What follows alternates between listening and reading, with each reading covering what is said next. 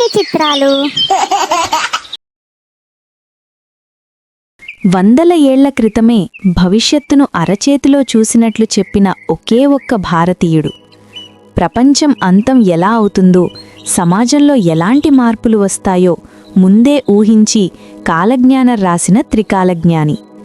అసలు బ్రహ్మంగారెవరు? ఆయనకు ఆ అతీత శక్తులు ఎలా లభించాయి? ఆయన రాసినవి నిజంగానే జరుగుతున్నాయా? ఈ అద్భుత రహస్యాలు తెలియాలంటే ఈ వీడియో చివరి వరకు చూడాల్సిందే.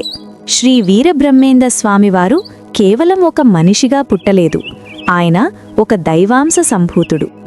క్రీస్తు శకం 1608 సంవత్సరంలో సరస్వతీ నదీ తీరాన బ్రహ్మాండపు పురిలో పరిపూర్ణయాచార్య మరియు ప్రకృతాంబ దంపతులకు ఆయన జన్మించారు. అయితే ఆయన పుట్టుక వెనుక ఒక గొప్ప రహస్యం ఉంది. చిన్నతనం నుంచే ఆయనలో ఆధ్యాత్మిక లక్షణాలు కనిపించేవి. తల్లిదండ్రుల మరణానంతరం ఆయన దేశాటన చేస్తూ కర్నూలు జిల్లాలోని బనగానపల్లె చేరుకున్నారు. అక్కడ అచ్చమ్మ అనే ఆమె వద్ద పశువుల కాపరిగా చేరారు. లోకానికి ఒక సామాన్యుడిలా కనిపించినా ఆయన లోపల అనంతమైన జ్ఞాన భాండాగారం దాగి ఉంది. పశువులను కాస్తూనే ఆయన గుహలలో కూర్చుని ధ్యానం చేసేవారు. బ్రహ్మంగారికి ఈ శక్తులు కేవలం పుట్టుకతోనే కాకుండా కఠోరమైన తపస్సు మరియు యోగ సాధన ద్వారా లభించాయి. ఆయన పంచభూతాలను తన అదుపులో ఉంచుకోగలిగే సిద్ధిని పొందారు. ఆయన పరమశివుని అంశ అని, విశ్వకర్మ వంశోద్ధారకుడని భక్తుల నమ్మకం. ధ్యానస్థితిలో ఉన్నప్పుడు ఆయనకు కాలం ఒక తెరిచిన పుస్తకంలా కనిపించేది. భూత, వర్తమాన, భవిష్యత్ కాలాలను దర్శించగల త్రికాల దృష్టి ఆయనకు సొంతం. కేవలం ఆధ్యాత్మిక శక్తిలే కాకుండా ఆయనకు ప్రకృతిలోని మూలికల పట్ల, ఖగోళ శాస్త్రం పట్ల అపారమైన జ్ఞానం ఉండేది. ఆయన తన శక్తులతో రోగాలను నయం చేసేవారు, మూగవారికి మాటలు తెప్పించేవారు.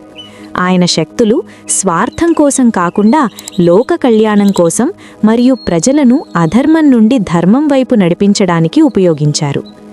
బ్రహ్మంగారి జీవితంలో అత్యంత కీలకమైన ఘట్టం కాలజ్ఞానం రాయడం. బనడానపల్లెలోని రవ్వలకొండ గుహలో కూర్చుని ఆయన రాబోయే 1000 సంవత్సరాల భవిష్యత్తును తాళపత్ర గ్రంథాలలో భద్రపరిచారు. ఈ క్రమంలోనే ఆయనకు సిద్ధయ్య అనే శిష్యుడు దొరికాడు. కులమతాలకు అతీతంగా సిద్ధయ్యను చేరదీసి తన సంపూర్ణ జ్ఞానాన్ని ఆయనకు ప్రసాదించారు. సిద్ధయ్యకు జ్ఞానోదయం కలిగించడం ద్వారా జ్ఞానానికి కులం లేదని నిరూపించిన గొప్ప సంస్కర్త ఆయన. బ్రహ్మంగారు తన కాలజ్ఞానంలో రాబోయే కాలంలో మనుషుల జీవనశైలి ఎలా మారుతుందో స్పష్టంగా వివరించారు. ఆయన ఒకచోట ఆకాశాన ఇనుప పక్షులు ఎగురుతాయి, భూమి మీద చక్రాన బండ్లు వేగంగా పరిగెడతాయి అని రాశారు. ఆ కాలంలో విమానాలుగాని కార్లుగాని లేవు. కానీ ఈరోజు మనం చూస్తున్న విమానాలు, రైళ్లు మరియు వాహనాల గురించి ఆయన అప్పుడే ఊహించారు.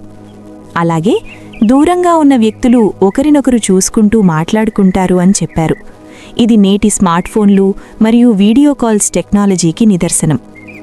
యంత్రాల వాడకం పెరిగి మనిషి సోమరిపోతవుతాడని, చేతి పనులు తగ్గిపోయి అన్నీ యంత్రాలే చేస్తాయని ఆయన ఆనాడే హెచ్చరించారు. సమాజంలో మనుషుల ప్రవర్తన గురించి బ్రహ్మంగారు చెప్పిన మాటలు ఈరోజు మనం వార్తల్లో చూస్తున్నాం. కలియుగాంతంలో తండ్రిని కొడుకు, కొడుకును తండ్రి చంపుకునే రోజులు వస్తాయని ఆయన రాశారు.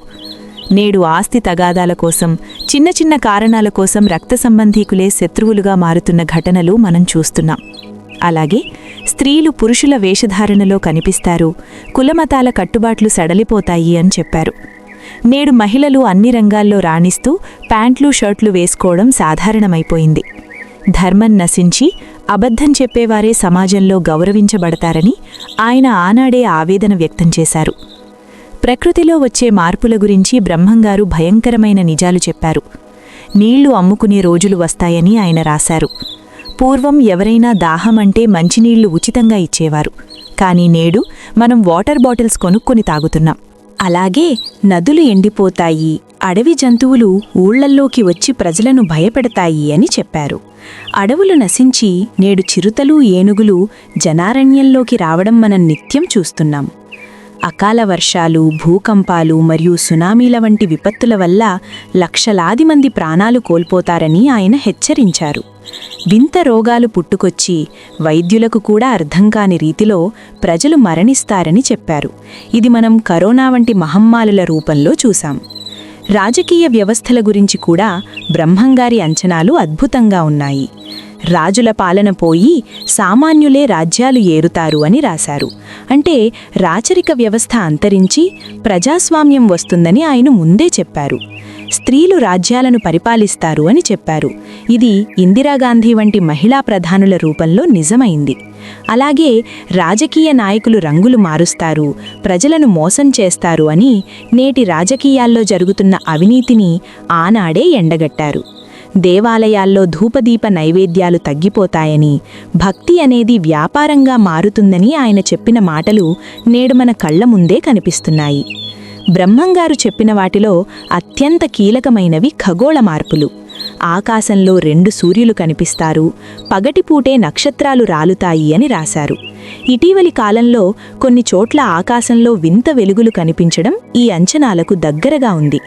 అలాగే శ్రీశైలం మల్లికార్జున స్వామి నోటి నుండి భ్రమరము బయటకు వచ్చి లోకాన్ని భయపెడుతుంది, కంచి కామాక్షి కళ్ల నుండి నీరు కారుతుంది వంటి ఆధ్యాత్మిక వింతల గురించి కూడా ప్రస్తావించారు.